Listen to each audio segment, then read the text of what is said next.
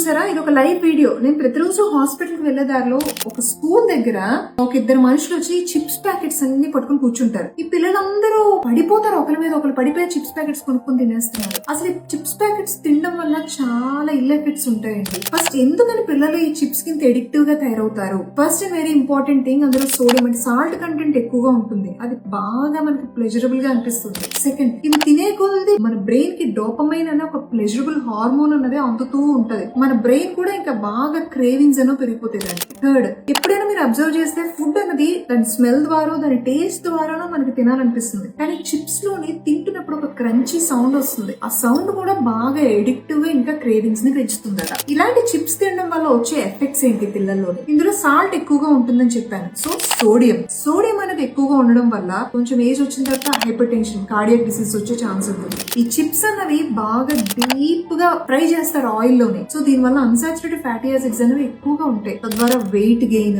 Depressive episodes, బాగా obesity, cardiac diseases లాంటివి వచ్చే ఛాన్సెస్ ఉంటాయి. అండ్ లాస్ట్ కి పిల్లలు ఎలా అంటే కౌచ్ పొటాటోస్ లాగా తయారైపోతారు. సో ఈ ఇల్ ఎఫెక్ట్స్ అన్నిటిని బ్రేక్ చేయాలంటే మనం ఏం చేయాలి? ఫస్ట్, పిల్లలకైతే డబ్బులు ఇచ్చి ఈ చిప్స్ ప్యాకెట్స్ కొనుక్కోమని మాత్రం చెప్పకూడదండి. అసలు డబ్బులు ఇవ్వకుండా ఉంటే బెటర్, స్కూల్ గోయింగ్ కిడ్స్ కి. అది కూడా అసలు అన్నెసెసరీ.